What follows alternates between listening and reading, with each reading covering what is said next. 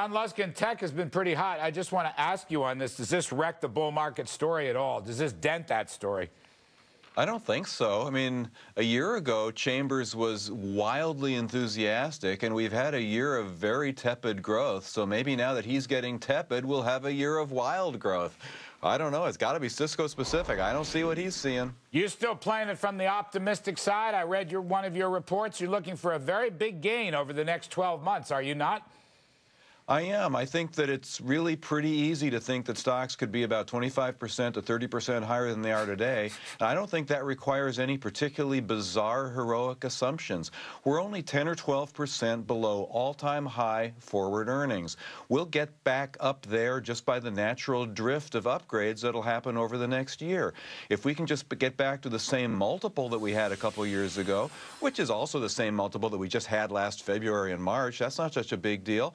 Well, you put those two things together, stocks are 25, 27, 30% higher. And nothing I said requires a booming economy or irrational exuberance. It's just going to happen. Lee Munson, you may have a disagreement. That requires some like voodoo math. I don't even understand where you're coming from. I mean, are you seriously talking about the U.S. markets, or did Tom at SatOps like confuse you with CNBC Asia? How are you going to tell me that we're going to go back to a multiple, which we had a couple years ago, which everybody know was a debt-driven market?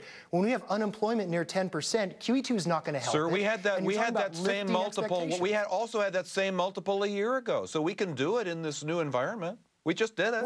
This new environment is based on some 1990s, concept that we're going to keep this high productivity. When, in the Wall Street Journal today, they're talking about getting rid of tax, interest on mortgages for 500 up. So you're going to kill the upper middle class on the coasts.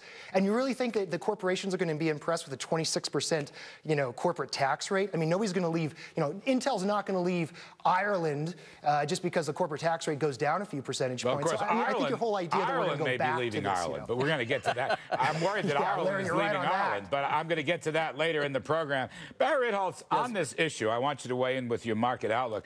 I was very impressed that for 2 of the last 3 weeks, jobless claims, initial unemployment claims, now down around 435,000. That breaks some new ground on the low end. It is not gangbusters, but it does suggest employment may be creeping up.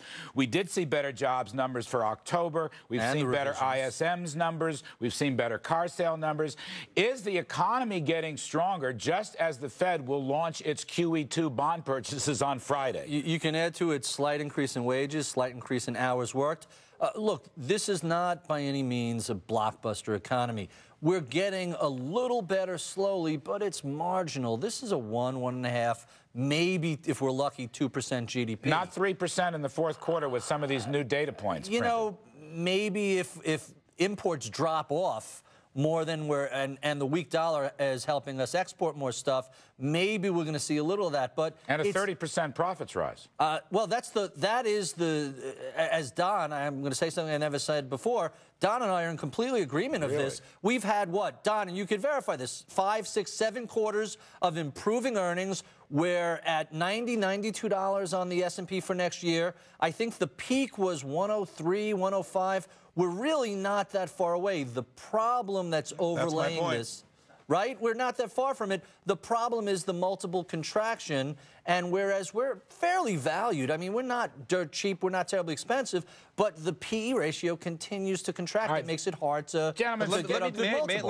Let me talk to that point, all right?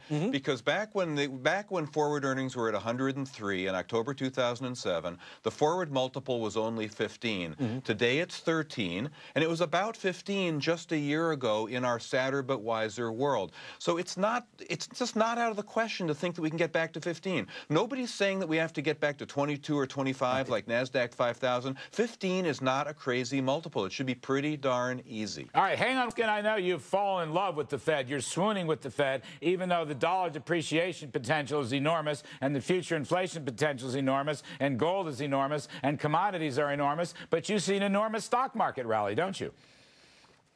I do. That's because the Fed's been too tight, and they've been stuck at the zero nominal interest rate bound, and they've found a new way to not be too tight anymore. So it's all good. We've all had plenty of experiences with central banks too tight who suddenly stop getting too tight. Make stocks go up. Don't worry about it. It's all good.